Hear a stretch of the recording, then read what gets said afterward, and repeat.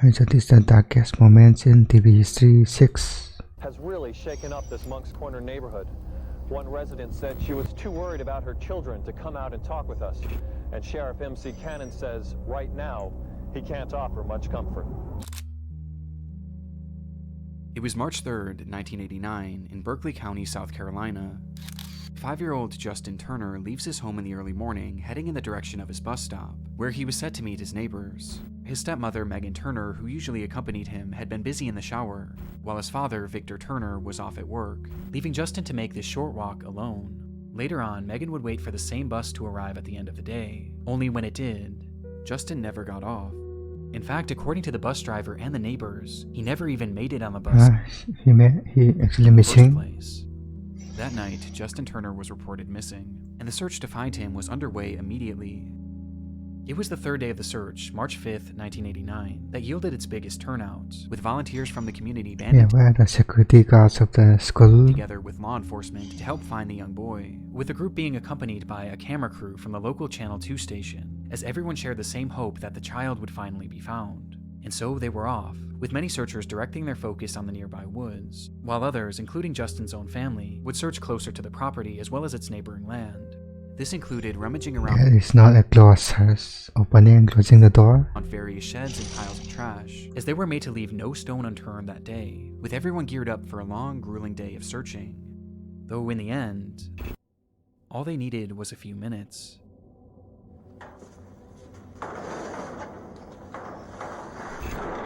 I actually found it. My son's in there. Nathan, that's No Patrick. camera, no camera. Where is he at? Where is he at? In there.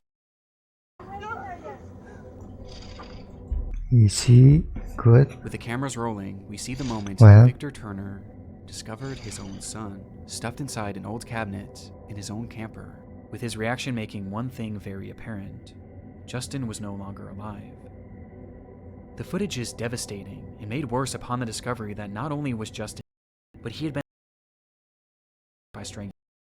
But there was something even more unsettling about this footage. The fact that that very camper had already been searched in the days prior, and likely numerous times, yet somehow Justin's body was never found, Not thoroughly searched. meaning that whoever it was may have They hidden actually placed in there meticulously. him there days after the disappearance.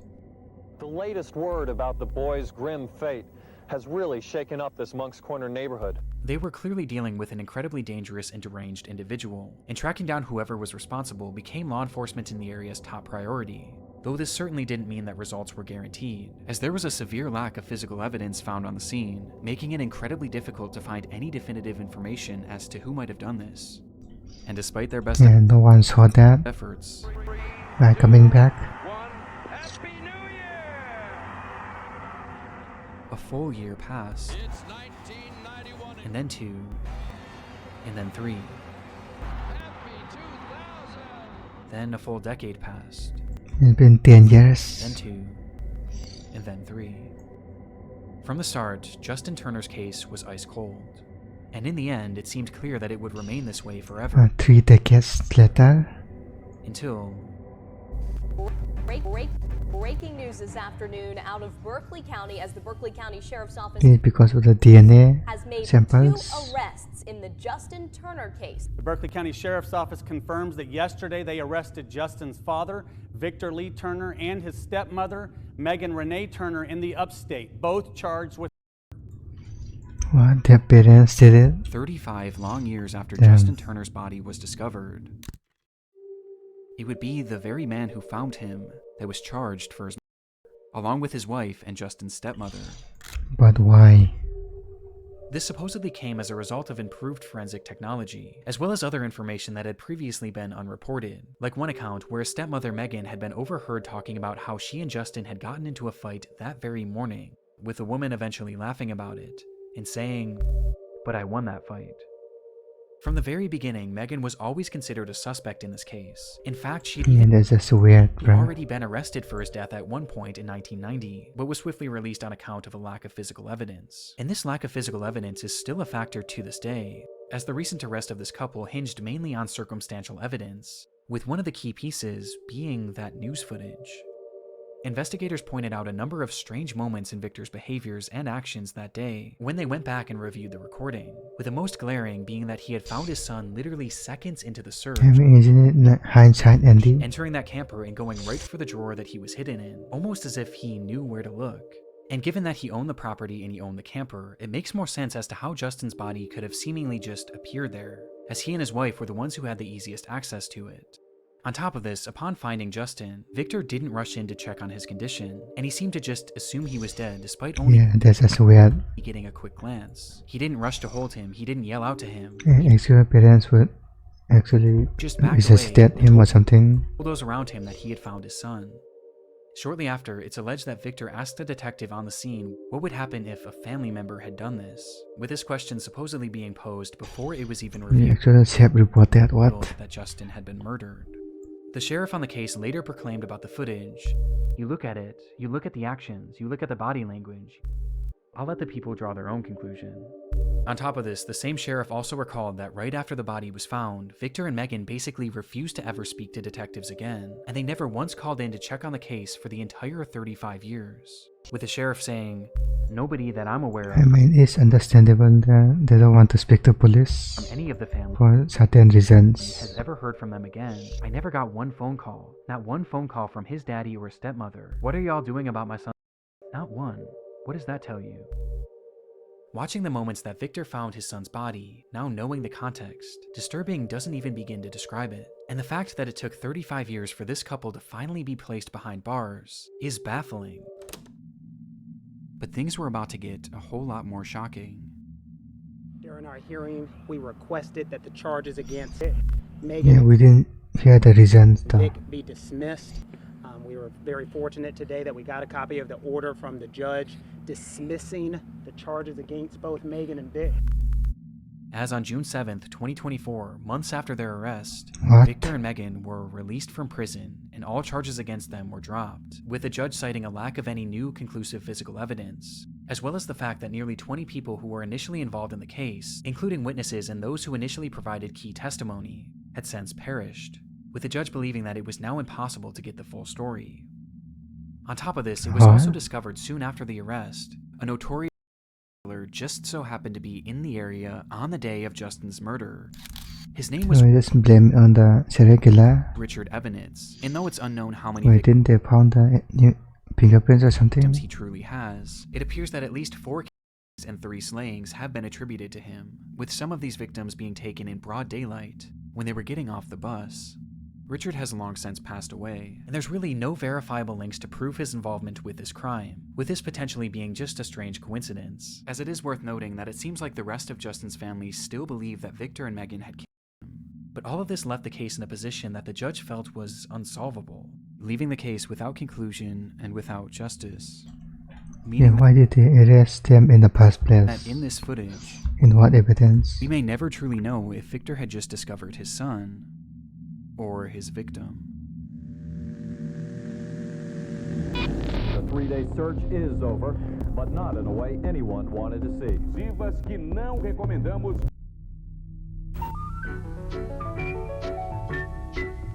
George and his friend, the man with the yellow hat, were going on a camping trip. This is a beautiful spot to set up camp, George. George turned around and saw something scary.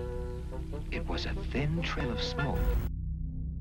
There seems to be something innately interesting about survival shows. For decades, audiences have been enamored by depictions of people pushing themselves to the limit in order to survive harsh and almost inhumane conditions. Most notably, and one of the more tame examples, is Survivor, which no doubt popularized the genre, as it isn't just a staple of television in the US, but all the other countries that have since created their own versions of the show. In France, the show is called Koh Lanta, and was created back in 2001 by the company Adventureline Productions, or ALP for short.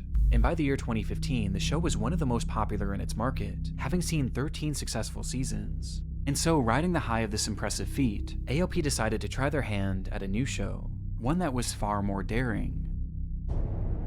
Hur fasen ska detta gå?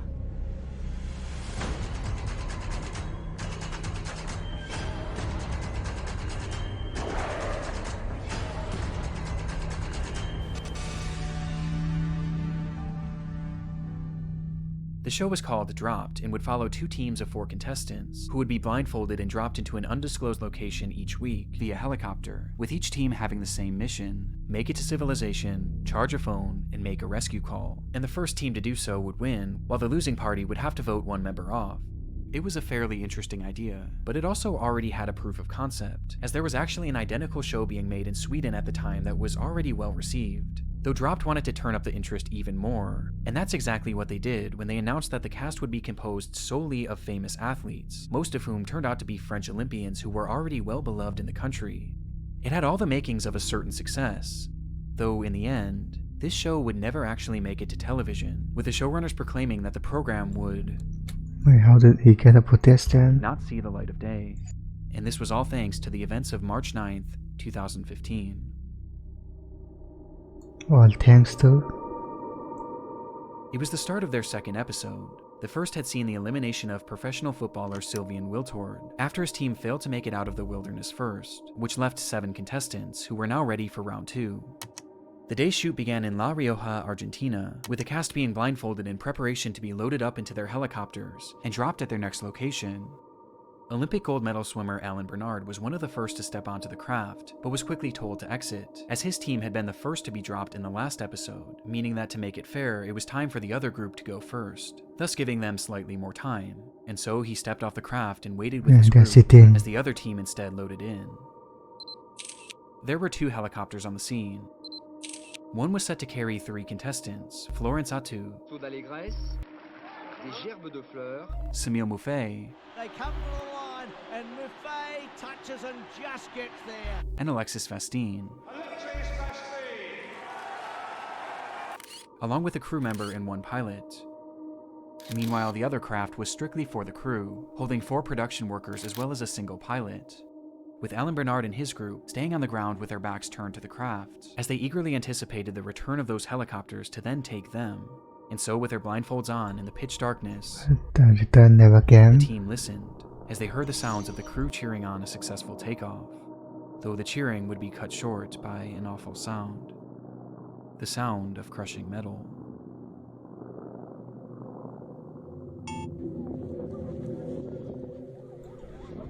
Can I explore that already?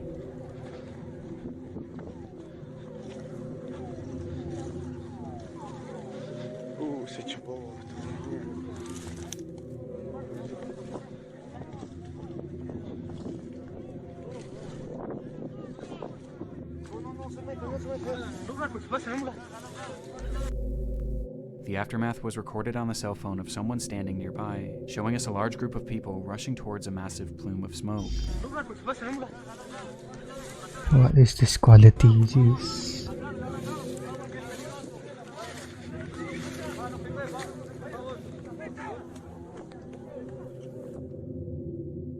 Where they would find the remains of one of the aircrafts, mangled and reduced to an unrecognizable mass of steel, with none of the contestants being able to make sense of what had just happened.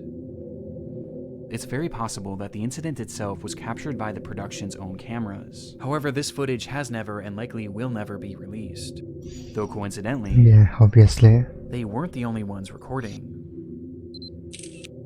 as someone watching nearby just so happened to be filming the takeoff of these 2 crafts, showing us the reality of what had just transpired.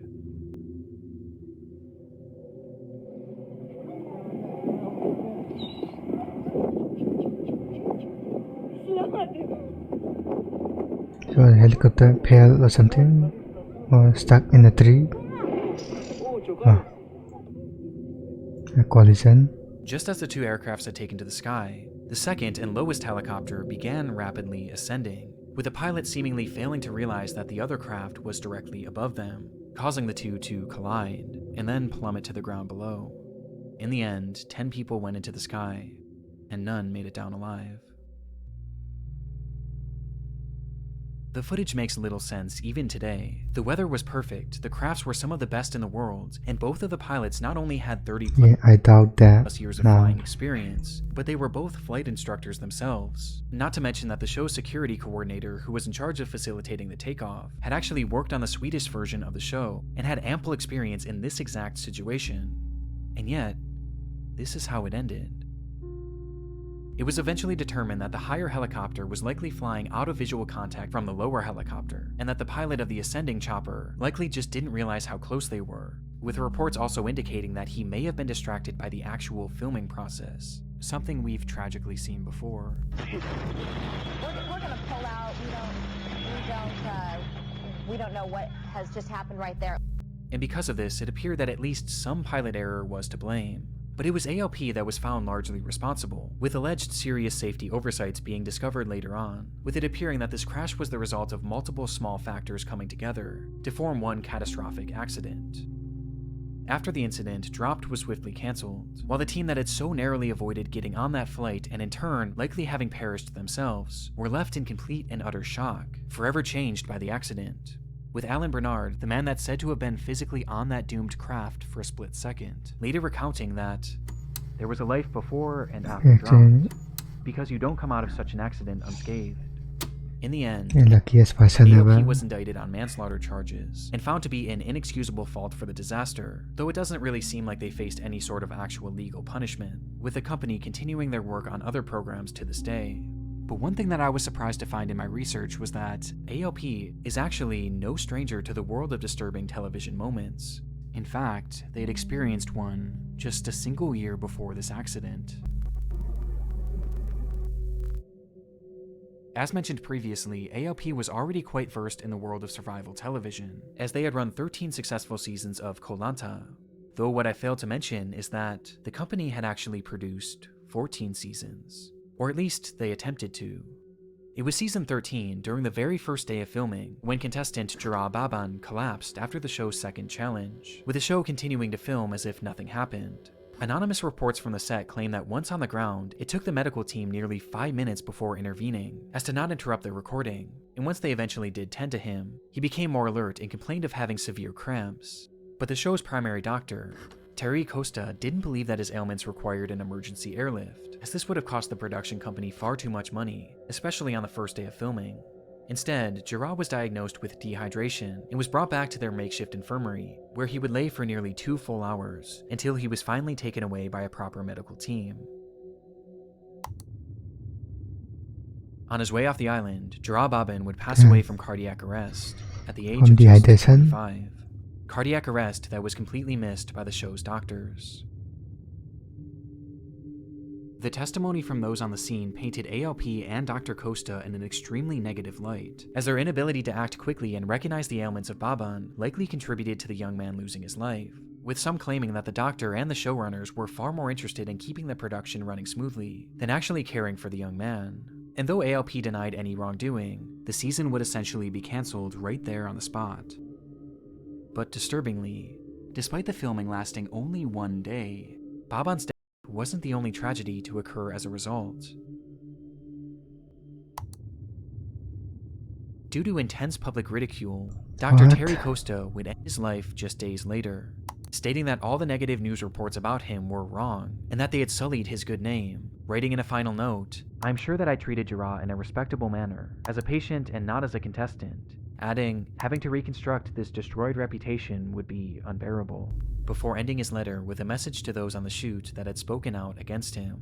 The author of the anonymous comments about the circumstances of Jara Baban's and those who spread them will have to face their conscience. In the end, Koh Lanta would return a year later and has been going strong ever since, as ALP did not appear to face any serious repercussions for the incidents that transpired under their watch, with their fault in both cases being debated to this day. Yeah, was he allowed to film again?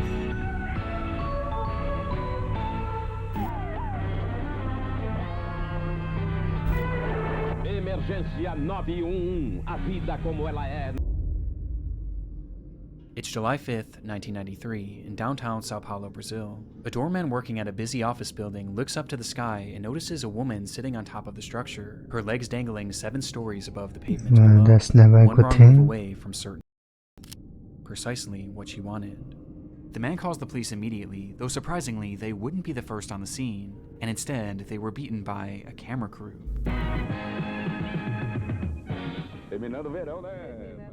The group is from the show Aqui Agora, a news program from the network SBT that had become notorious for their sensationalized and shocking stories. In their history, they had captured live footage of police riots, which they would then broadcast on air as part of their show. And this unfolding situation was their content for the day. Nós fomos ver o que estava acontecendo. E quando nós chegamos ao local, o corpo de bombeiros chegou, os bombeiros chegaram junto conosco. O que é um suicídio? Onde?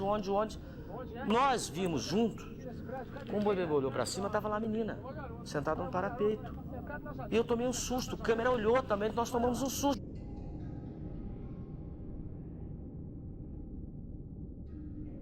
Her name was Daniele Alves, and at the age of just 16, she had entered that office building and climbed up to its roof with the hopes of ending her life. And minutes after Aki Agura arrived, no security at she all. did just that, as their cameras captured it all. É terrível. Daqui a pouco, aqui agora vai mostrar as imagens chocantes de uma jovem pulando para a morte. Atenção, são imagens exclusivas que não recomendamos para crianças nem para pessoas sensíveis. Later that And night, you just broadcast it to the live that footage would be audience. packaged together into a roughly 10-minute segment, which the network promoted heavily throughout the day, hyping it up to be one of their most shocking episodes ever. And supposedly it was. As though it appears that the full segment is currently lost, the footage of Daniele's fall was said to have been displayed almost entirely in full, showing the moments just before and that's just after she had landed, Not good. where she was said to be still somewhat alive. It was more than shocking, and left viewers outraged that something of this nature could be shown on TV. But while showing the footage proved highly controversial enough, it was the context surrounding the footage that made it even more depraved. As mentioned previously, police were called to the scene to assist in efforts to help Daniele Alves, yet the first to arrive was that Aki Agora news crew. And this wasn't a coincidence. They were all about capturing events as they unfolded, and in order to be the first on the scene, they actually tapped into the police scanners, monitoring all of the calls and information being passed through officers in order to get leads on potential stories, which is how they got word of this incident, hearing the calls and speeding over as quickly as possible. It wasn't illegal per se, but it surely wasn't ethical either. And this was only the start. After Daniele jumped, the crew that had filmed her had already captured their dramatic footage for the day, and as the officers and medical personnel dealt with the aftermath, the crew decided to turn their focus to the next element of their story: Daniele's parents. They packed up their equipment right away and headed straight for the home of Daniele's mother and father, with it being unclear how they even got that address in the first place. And there, they once again had beaten the police, who were still back at the scene trying to piece everything together. Though rather than waiting for them, the crew instead decided to take the lead, going up to the door, ringing the doorbell, and telling Daniele's parents that their daughter had just passed away. Okay, this. The crew then What is this? supposedly took the parents to the police station, Reporters consoling them all while their cameras kept rolling, as the crying parents made for the perfect footage for their segment. Exploitative is the all for the word content. for it. But what they did next, well, that was something far more evil. Having dropped the parents off at the police station, the crew then got to work creating their segment for the night, and as part of it, they needed to find a reason as to why Daniele did this. They first theorized that this was likely which had somehow spiraled and led to her jumping, but then they decided that that just wasn't dramatic enough, and they instead shifted to a different story, one that they reported to Not dramatic enough. all of their viewers as if it were a fact. They reported that Daniele Alves had parents, placing the entire blame on the family that they had just supposedly helped. And there was one massive issue with this. So what's wrong with this guy? It wasn't even true. The claim appears to have been quite literally based on nothing. It has no verifiable backing and seems to have been a complete guess.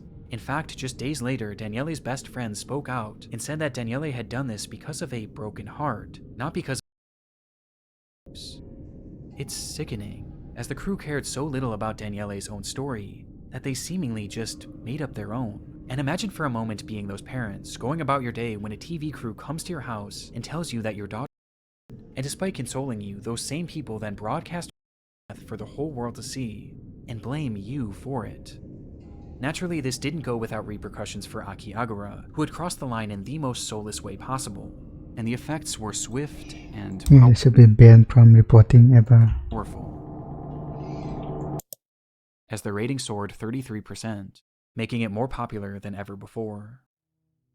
The network would end up being sued by Daniele's family, who was eventually awarded $1 million as a result. But realistically, no amount of money could only $1 ever million. be enough, as the show's actions permanently affected that family and destroyed their grieving process in a way that I can't even wrap my mind around.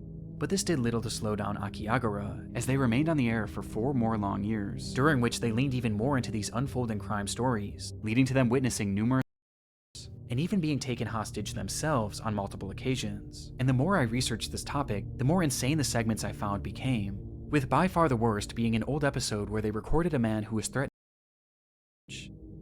It was a very similar situation to Daniele, though this time the crew was much closer. So close, in fact, that the host actually moved in and started interviewing the man as he was hanging there. All the while they kept cutting back and forth to another camera angle below the bridge. Right, he's just insane now. Ready He's to just interfering with them. capture his fall at any moment. Now thankfully this person was pulled to safety, but even as he was being taken away, the presenter still kept trying to interview him, in one of the most surreal scenes that I've ever seen in my life, with this situation perfectly encapsulating this show. Akiagara would continue on air until the year 1997, when one day the show was pulled due to its declining ratings, and in its place, the network would instead begin airing The Disney Club.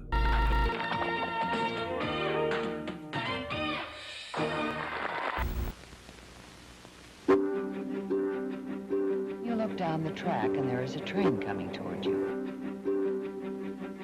What do you think would happen? It was an exciting day for the crew of the upcoming movie Midnight Rider, the Greg Allman story. Years had been spent planning and scripting for this biographical film about Greg Allman of the Allman Brothers. And this day, February 20th, 2016, would be the day that they would finally start filming. It was nothing more than a camera test, a day in which the crew would practice filming, as well as getting acquainted to their equipment and new co-workers. But for the group of 20, the excitement in the air was palpable, as they were given access to a stunning piece of land in Nahunta, Georgia. So stunning, in fact, that the film's director, Randall Miller, just couldn't wait to begin the actual process of filming. Slicing through the property was an old railroad that had crossed over a scenic bridge raised high above the Altamaha River, the perfect location for a shot that Miller had been envisioning. It was set to be a dream sequence where Allman's character would wake up on a hospital bed in the middle of the tracks and see a vision of his brother, and it was a shot that Miller just had to have. However, there was one major issue. The crew was given permission to film on the property, but not the actual railway, as this was owned by a separate company named CSX, and when Miller asked them for permission to film the train would come shot, he was denied anyway. multiple times, as these tracks were still very active, making it far too dangerous. But being on location and seeing that bridge, Miller couldn't help himself. And so he directed his crew to set up the scene anyway, believing that they could quickly steal a shot without anyone noticing. Miller had supposedly done his research too, and discovered that only 2 trains were set to roll through the area that day, and he knew the general intervals in which they were supposed to pass. Based on this, he figured that those trains wouldn't arrive for a few hours, giving them more than enough time to film the movie's very first scene. And so they quickly set everything up, rolling out a metal hospital bed and placing it towards the center of the bridge, with Miller assuring his crew that this was in fact safe, and that they had nothing to worry about, as the camera began to roll. Yeah, surely the Minutes later, the bed began to shake, and the silence around them was shattered by the sound of a whistle.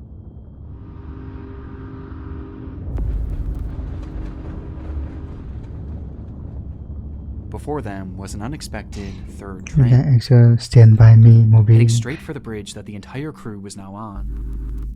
Miller had gotten the schedule wrong. At this point, the crew was filming a considerable distance so into bad. the bridge, but the shortest and really only route to safety was to go towards the oncoming train, and so that's precisely the route they took. And as they did so, there was little panic within the group, as rather than rushing to safety, they all seemed more focused on retrieving their equipment, believing that they had more than enough time to salvage everything. As after all, losing this expensive equipment on day What is this 1 budget? would have been devastating for the production. They likely had no idea that from the sound of that first whistle, they had just 60 seconds until the train would cross that bridge, whether they were off it or not. As they began to realize just how quickly the train was approaching, their movements became more hurried, which is where one major problem occurred. That metal hospital bed. It was incredibly heavy on its own, and though it was designed to roll, its wheels kept getting caught on the tracks, and worst of all, it was set up horizontally, which essentially turned it into a barricade. And despite their best efforts to save everything, their time was up, and as the camera continued rolling, the train would arrive. Yeah, I would just run anyway, honestly. Just leave all of that and run.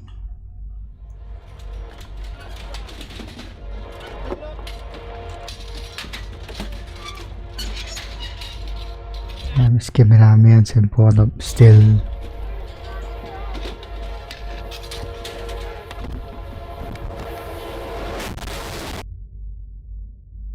At this moment, the train itself also had a camera rolling, which showed that even in those final moments, the crew was still trying to salvage their equipment. What happened next was a blur. Some were able to leap to safety, while others managed to jump to the side and cling onto the bridge. But there was still one thing that remained in the train's path: that hospital bed, which upon impact was torn to pieces, pieces that were flung all over the area, striking multiple crew members and leaving many injured. But it was 27-year-old filming assistant Sarah Jones who was struck by the largest fragment, with a force so strong that it caused her to fall directly in front of the train. In total, 7 crew members were hurt but alive, while Sarah Jones had tragically on the that's why she just ran away, bro. very first day of production, in the very first shot, the unthinkable had happened. And when it came to passing the blame, most turned their attention to Randall Miller, as he was the one who ordered the scene to be shot despite being denied permission numerous times. This guy. And this public disdain towards him only grew as he and his production company denied any responsibility, and instead, they blamed the railway company. Just 1 week after the incident, Randall Miller requested a new permit to begin filming Knight Rider once again, asking if they can begin as soon as possible. This, however, would never actually happen, as he was instead arrested and given a 1-year prison sentence, as well as a 10-year ban from directing any films, a mandate that he would actually go on to break, though he was swiftly forgiven, and today he continues to direct. But while it's easy to focus on the morbid nature of this case and the man responsible for it, there was one unexpected outcome of this horrific accident. Upon her passing, Sarah Jones' parents set up a foundation called Safety for Sarah, which pushed for safer working conditions on film sets, with a movement bringing to light a number of safety concerns that were often brushed aside and ignored. And all in all, their efforts have made TV and film sets significantly safer, giving their daughter a purpose even after her death. On top of this, Sarah Jones was also honored by countless production companies across the world, as crews began writing her name on their film slates, with there ultimately being over 2,000 of these tributes for her, from some of the world's most well-known productions. But by far the biggest tribute was when she was honored at that year's Academy Awards ceremony, a stage that she always dreamed of making it to. When you saw her name up on the screen at the Academy Awards, what were your feelings? Overwhelming. She made it to the Academy. Well, She made it. si pedestal. What's the point then? Okay, I guess I'm landing down.